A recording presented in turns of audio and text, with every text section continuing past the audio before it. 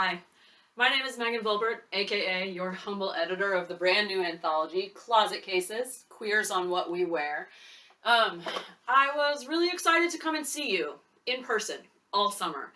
The contributors were excited to meet each other, and now here we are for this installment of Virtual Book Launch in the time of quarantine, right? So I'm coming to you live from my office, aka Virtual Summer Tour headquarters. And what you're going to see today is something a little unusual. We'll have contributors that are reading their pieces out of the book, but we'll also have some contribs that are just talking about what they're into now and parts of their fashion, and there are some tutorials. And, now is a fun and interesting time to be thinking about clothes, right? Because all of us are stuck in our houses, and we're thinking about the clothes we wear each day as part of our privacy.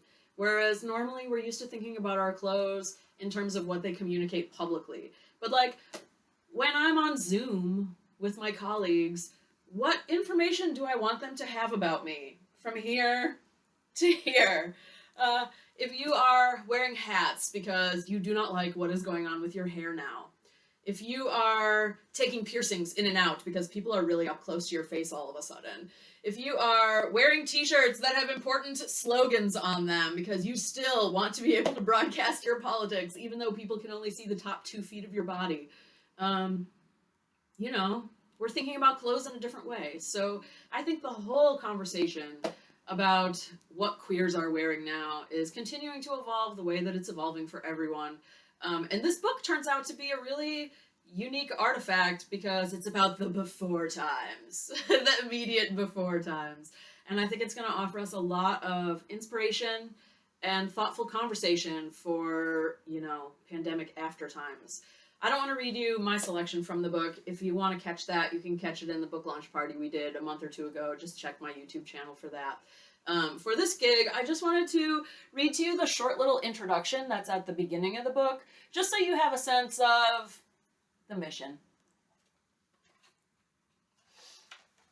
Sartorial, relating to tailoring, clothes, or style of dress. Satori, sudden enlightenment. This book is dedicated to queers in closets everywhere.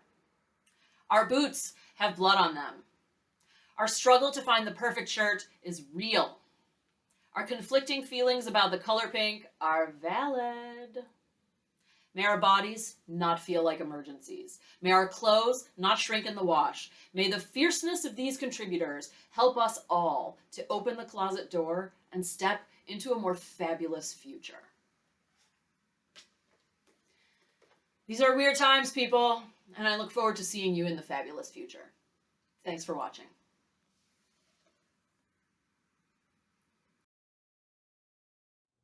Hello, my name is Alex Kerrigan, and I am one of the many authors featured in Alia Press's newest anthology, Closet Cases, Queers on What We Wear.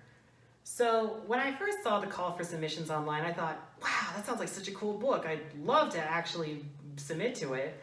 But I was like, oh wait, I'm not fashionable at all. I don't have anything cool. I don't know what to do. But I thought about it and I realized, oh, wait a second. I have a growing collection of drag t-shirts in my closet. So I pulled them all out of my closet, lovingly arranged them on my living room floor, and after a little bit of work, I submitted my essay and this picture depicting all the drag t-shirts I've gotten from various shows over the last 3 or 4 years living in the DC area. Accompanying that is my essay, Dragged Out, which I'll be reading for all of you today. It wasn't until my early adulthood that I realized part of my queer identity had always been present in an unrealized love of drag. I had been fascinated by drag queens as a kid, but because I had such little exposure to it growing up, I didn't realize just how much I loved it. When my friend Victoria showed me RuPaul's Drag Race back in college, everything suddenly made sense. My queer identity could finally pop out of a box like Shangela because I connected to the subversive and irreverent art form with my own character. It was hard to see live drag until I moved to Washington, D.C. back in 2017. There, I realized I had finally found a proper drag community, with drag brunches and queens on pride floats. Because I was in a major city, I could also finally go to venues that had queens from the show performing. As a good Judy, I made sure to start buying merchandise at these shows, acquiring a decent collection of t-shirts from some of my favorite drag queens. I felt blessed to see Shea Coulee, Kimchi, Latrice Royale, Ben de la Creme, Bianca Del Rio, and Miss Cracker live, as well as drag legends like Lady Bunny, so I had to take some part of the shows home with me. The centerpiece of my drag collection is a drawstring bag depicting my all-time favorite queen, Katya Zamlochkova.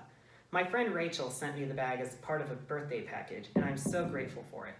Katya helped me deal with a lot of anxiety and depression the year I started identifying as queer through her TV appearances and web shows, so just having a bag with her irreverent visage on it was one of the best gifts from my collection. As someone who now has a Drag Race shirt for every day of Pride Week and a cool button-adorned bag to go with them, I am more confident expressing my queer identity through such talented and hilarious individuals, from whom I hope I can continue to draw inspiration. So I'd like to also share up close what the Katya bag looks like because it's just wonderful. So this is Katya in her Sharknado-inspired Death Becomes Her look from Drag Race. I have no idea where my friend Rachel found it, but it's the best bag ever. Like, I take it to the beach, I take it on day trips, I take it everywhere. So I have put a few pins on it. I got a few from Pride events in DC, like this one here from the museum that says "Gay is Good," or just this other one. My sister lives out in San Francisco and has sent me pins from the Human Rights Campaign office. I finally got to go to San Francisco this year, and I personally bought this camera one, reference to the camera shop that Harvey Milk used to own with his partner. So this is just such a fun bag, and I just love everything about Katya, so I definitely love keeping this around and pairing it with something like my Lady Bunny shirt, which is probably my favorite of my drag shirts because I just love the design so much. So thank you for letting me share my Closet Cases submission with all of you today. Please be sure to check out the book, and thank you again. My name is Alex Kerrigan. If I was a drag queen, my name would be Audrey Rugburn. Thank you all so much, and have a nice day. Unrehearsed by Bonnie S. Kaplan from the anthology Closet Cases, edited by Megan Volpert. Mostly I'd hide I was muscular, with breasts, layering shirts and jackets, only at home unrehearsed. Purple pajama bottoms, royal rabbits and crowns, summer sleep bra from a parking lot sale near USC, tomato red cap you picked for me at Cowgirl Creamery, souvenir of lesbians who love dairy, spray of heirloom roses from our garden, a jar, shirt tied at my waist like a man, might, dressed in Sunday comfort, reading glasses, an earring or two. Now every outfit needs forethought. Prosthetic left breast, still fresh scars, addressing our new life together.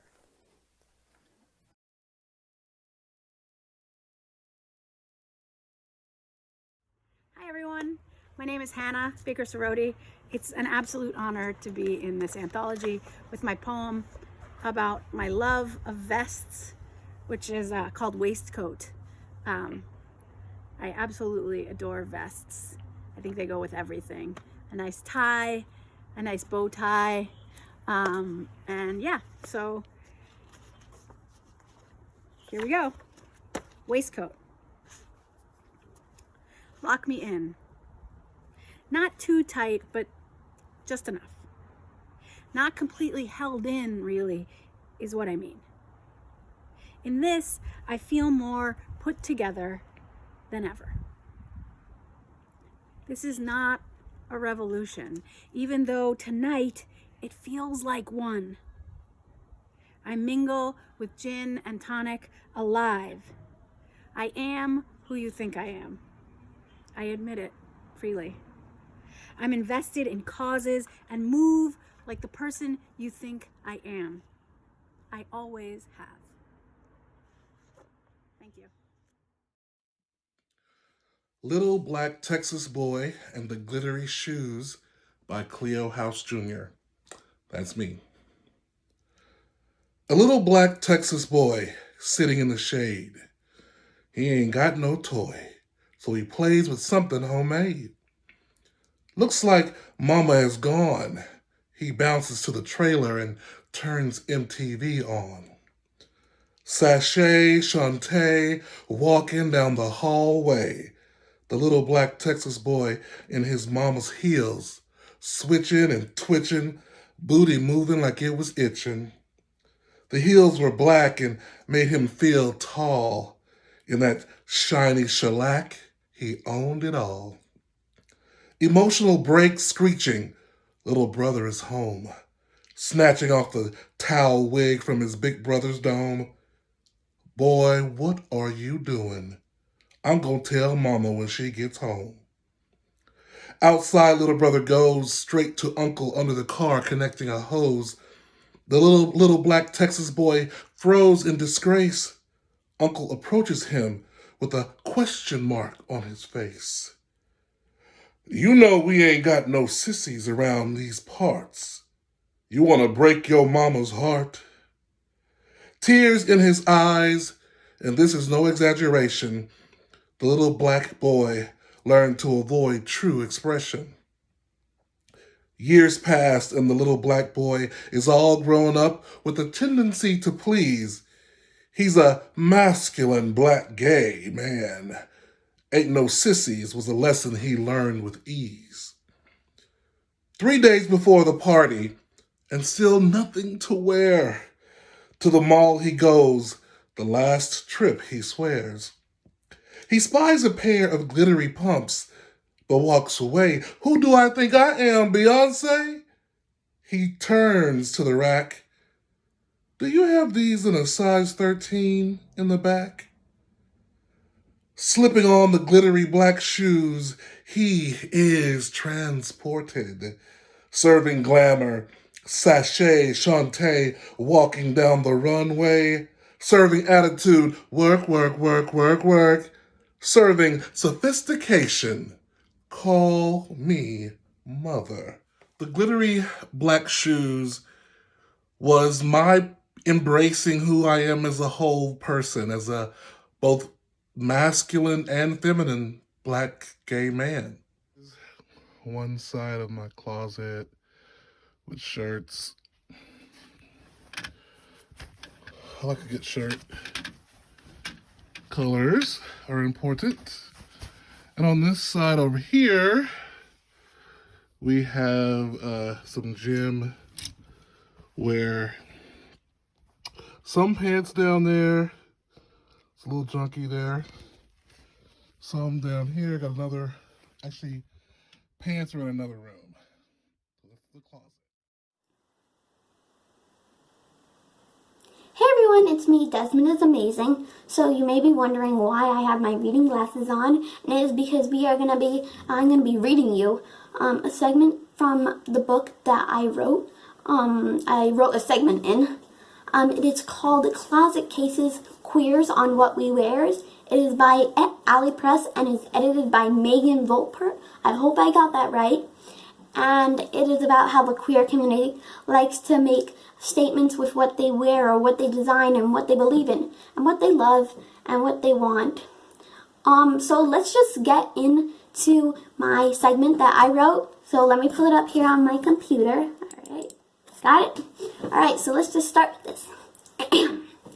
I discovered RuPaul's Drag Race before I went to kindergarten. I said, I want to do that. I use random items around my house to create drag outfits. I use bed sheets, towels, cardboard, paper, ribbon, old shirts, curtains, etc. Now, I am still creating art fashion out of unique materials. I've made a dress, coat, and hat all out of bubble wrap. I've used tube top as a skirt and mesh ribbon as a necklace. For this photo, I cut pieces of felt into triangles and applied them under my eyes to create a brand new modern accessory to go with my outfit. I believe there is no wrong way to do drag. It is an art you cannot put limits on. It goes beyond the boundaries such as age, race, gender, identity, orientation, status, abilities, or disabilities. I feel best in drag when I am wearing bright colors and creating from unique items. For me, anything has a potential to become a fab outfit. I've done drag creatures outfits, but inspired by horror films and Hello Kitty. Never let anyone limit what you want to wear, and always have fun. I have a blast watching people's reactions to me walking down the street. If what you're wearing doesn't make you smile, it's not fashion. If it doesn't make others smile, it's not good fashion. And yeah, that's basically what I wrote. You can go order this book on Amazon, and you can find it at your local bookstore. And I just want to make sure that everyone's social distancing.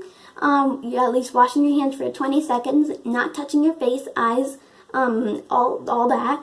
And just staying healthy. And I hope everything gets better. And I love you all. And be yourself always. Bye. Love y'all. Hello, my name is David Kummer. I've been writing poetry and essays over the past 7 years, and among other things, I'm also a finalist in the 2020 Poetry of the Plains and Prairies competition put on by the University of North Dakota Press for my chapbook, The Great Ocean of the Plains. Optical fashionista. It was not my intention to become an optical fashionista. I just wanted to stop losing my glasses and stop walking into things. I'm extremely nearsighted, and I'm only able to see clearly in an area from 3 to 9 inches from my nose, and was constantly losing my glasses. I've literally gone for 3 days without being able to see a damn thing because I couldn't see where I'd put the damn things. The solution came to me while perusing the Zenny Optical online catalog. I ran across a pair of frames that was colored something along the lines of whatever the hell they used in the original Star Trek series whenever they needed to trot out the Romulan ale. Sort of a carbonated Windex in hue. So I ordered them, and boom, chicka boom, they arrived. Unfortunately, not 5 minutes after I put them on my face, I had to scratch my nose and put my god-awful colored glasses onto a book, and I am not making this up, with a cover that matched the specs perfectly. It's not an entire loss. I have a polo shirt almost the exact same god-awful color, and whenever I wear them together, which I've never knowingly done on purpose, I get compliments up the core and down the back. The thing of it is, I often grab the cleanest polo shirt in my closet without paying any attention to it if it has holes in it or what the color is. I do a fair amount of copy editing, and I needed something to wear when working on the computer. Since I failed with my god-awful frames, I just looked at my ex and said, I give up, you pick, and go hog wild, which is how I ended up with the 60s chic white frames. The third pair? They're just an old pair that I keep around because I'm still misplacing my glasses. Before I leave, there are 3 other writers in closet cases that I'd like to mention.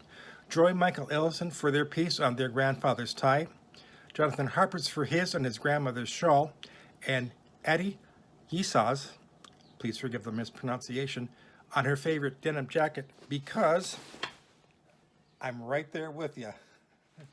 Thanks. Hey Megan, it's Kayanne McNeil. Thanks for putting out the call for this and for organizing. Dahlias.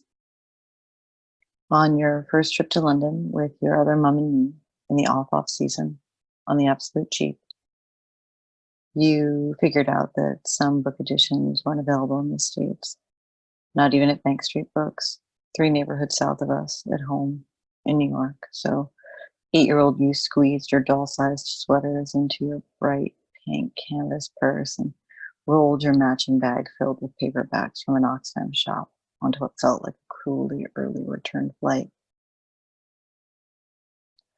By the same time the next year, your new backpack, that one, pale pink and almost too big, found on super sale at an LL Bean outlet, would be one that you would shuttle between 2 apartments, albeit in the same building. A decade and some later, after your finals, after an impossible year, we followed my partner, your improbable step-parent, back to London using her university-fueled air miles to present his work at the Design Museum at a fancy-sounding symposium. At the V&A, you remembered a Junior Explorer backpack in a disappointing blue and a scavenger hunt checklist.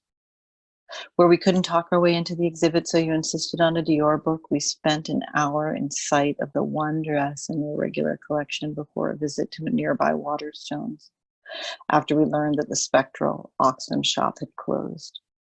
For a jumble of discounted poetry books, as many as you could carry, unsurprisingly, in unfamiliar editions.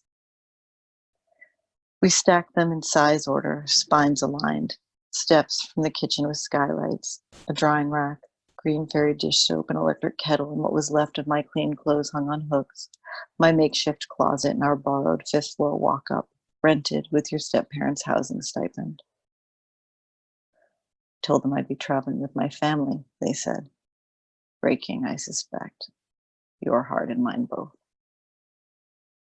We stopped near the flat for white dahlias, cut in South Kensington, wrapped in newsprint as the flower market had closed, the last bunch at the last minute, and spooned sugar cubes, brown ones only, into mint tea that you deemed the best, possibly ever.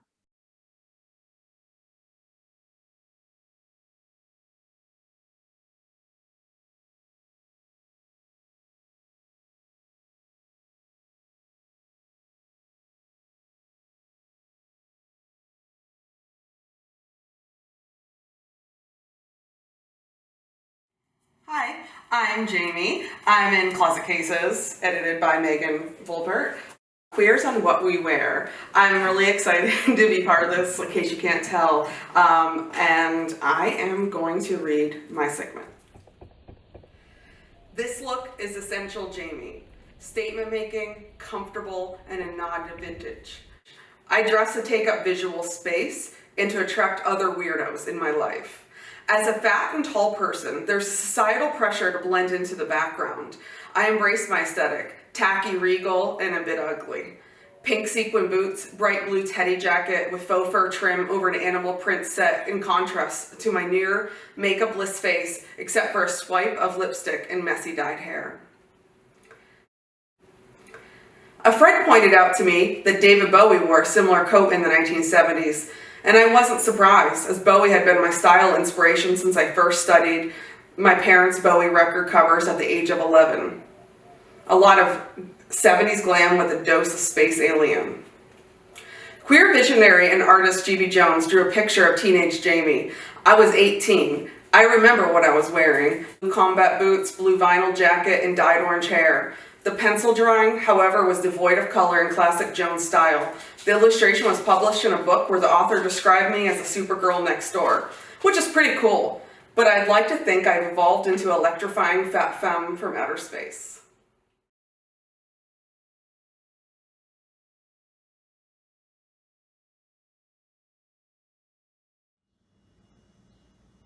Early childhood is like a blackout drunk.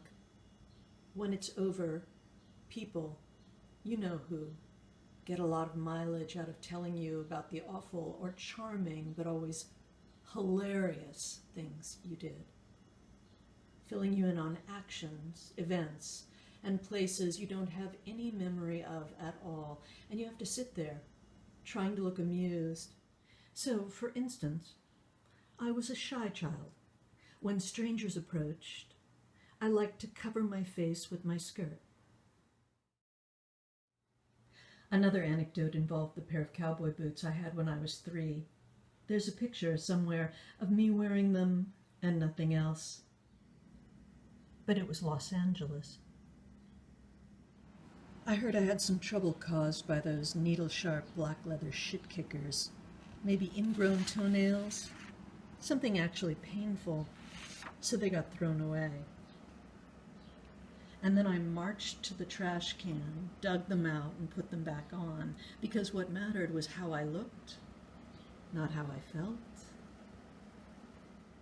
Or because I already understood that how you look can transform the way you feel, and knew that making a statement is a way of making room in the world.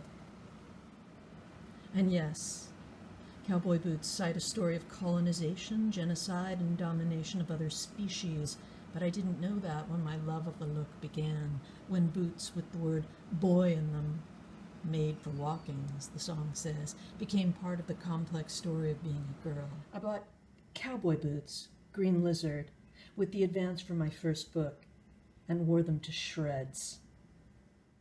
In the funky elegance of their materials and graceful swirls of their stitching, they were all about tough beauty, and the salesman was right. They were cool in summer and warm in winter, and you could, I tested this, sleep in them if too drunk to undress. You passed out.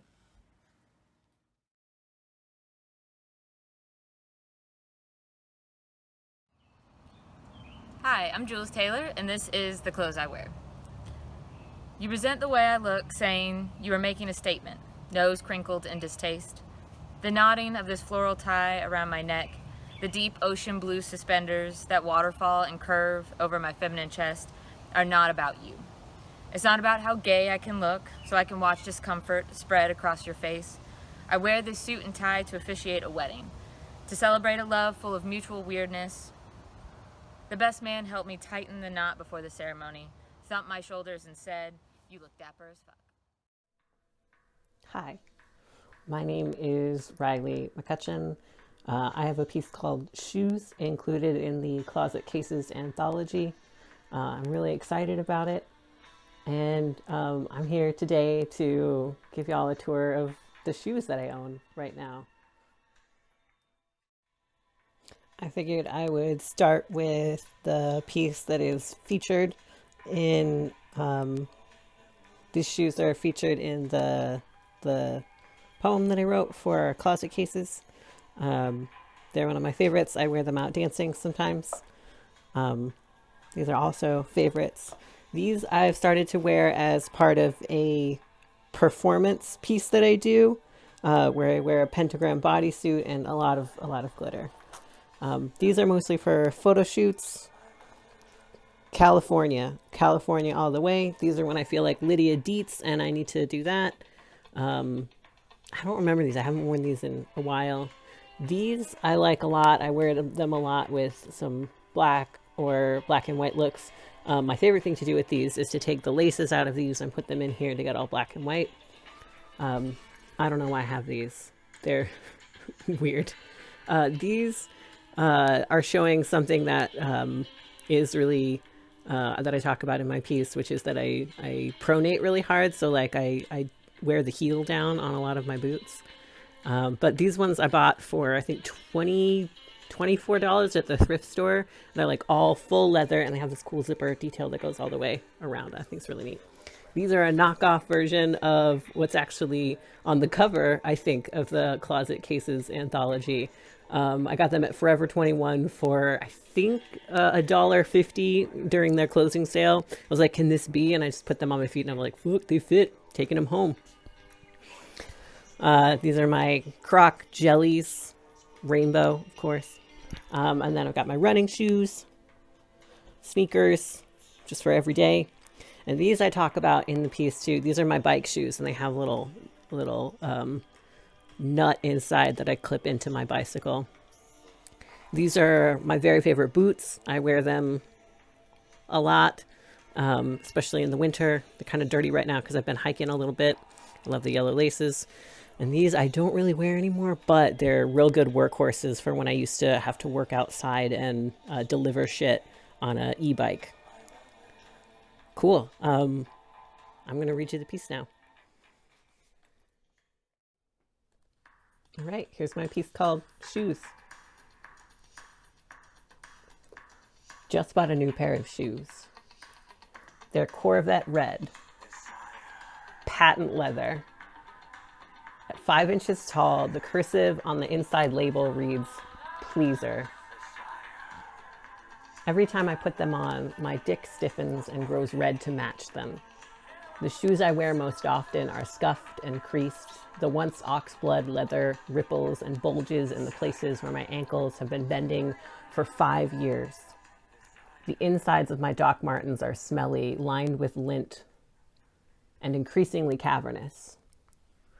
The soles have slowly fallen from tromping through alleyways in Guangzhou and New York and learning to walk heavy like a man. The tread on the yellowy gel rubber soles has been worn flat from repeated walks down Oakland and Temescal Alley. When I got my first shave, that's where I got it. When I first slipped into those shoes, my feet didn't feel like girl feet anymore. I bought the shoes I'm wearing right now from the children's section at REI. They're pink and blue Velcro strap sandals with bands of color running along the sides. I bought them on sale. It's less than a month, but the foam foot pads already remember the contours of my feet, slabs of cushy give already bowed from the force of my pronation. The sales clerk asked me skeptically, "Are you sure?" I'm never sure. But I do know how small my feet are. Yesterday, my shoes were black with orange accents and laces. They look like normal sneakers. Each of them, though, has a metal anchor screwed to the bottom so that I can latch them into my bike pedals for better control. I'm still learning how to uncouple my feet from the joints. I've fallen once already like so much pollen. The bruise on my hip has taken until this morning to fully bloom. These shoes are teaching me contusion and continue. In middle school, I ruined my ankles with a pair of off-brand platform sneakers. The soles fell unevenly. Both of my feet tilted in the same direction, and I walked off kilter for 2 years. I have always hated flip-flops, and I will only wear them under duress. Thank you. I'm excited to be involved in this project. And I'm excited to see what the other folks in the anthology turn out for this virtual gig. Thanks, Megan. You're great. Thank you all to reading and listening. Mwah. Hi, my name is Joy Michael Ellison. I am a writer, a scholar, and an activist. Specifically, I am the creator, the author of Sylvia and Marcia Start a Revolution, which is a children's picture book about the trans revolutionaries, Sylvia Rivera and Marsha P. Johnson. It will be available from Jessica Kingsley Press in November, but is also available on my website for pre-order from our Kickstarter. I'm also the creator of the If We Knew Trans History blog, and the Rainbow Rant columnist for Columbus Alive. And I'm here with you today wearing my grandpa's tie. And I am excited to read a story to you about this beloved article of clothing.